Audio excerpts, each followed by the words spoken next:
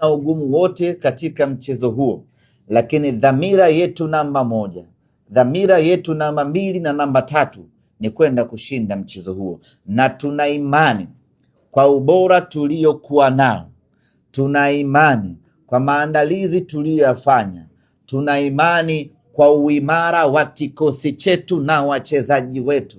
Tunayo matumaini makubwa na imani kubwa ya kwamba tutakwenda kushinda mchezo wa kesho, pamoja na yote ambayo Coastal wanayo, lakini ubora wa wachezaji wetu na kwa mapenzi yake Mwenyezi Mungu tunakwenda kupata matokeo chanya katika mchezo huo.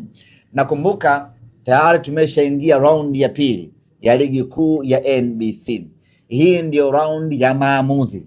Hii ndiyo raundi ya nani abaki, nani aende, nani ashangilie, nani aliye mwisho wa ligi. Ndiyo raundi ya kuamua hatma ya kila timu katika ligi kuu ya NBC.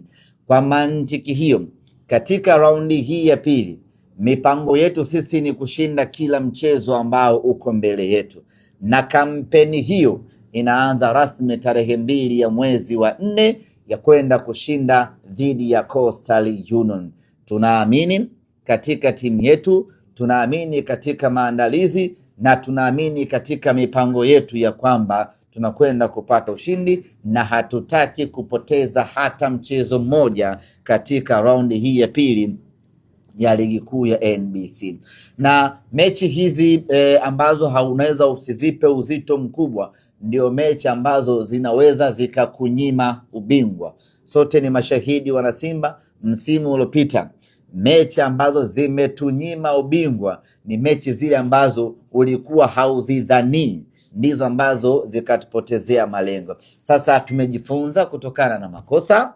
Mwaka huu zile mechi ambazo unazitazama kwa jicho la kawaida, sisi tunazitazama kwa jicho kubwa. Twende tukapate matokeo mazuri, twende tukaweke hai matumaini yetu ya kupigania ubingwa msimu huu. Vijana wetu wote wako timamu, wako vizuri kuelekea katika mchezo huo, na wote wako tayari kwenda kuipambania Simba Sports Club.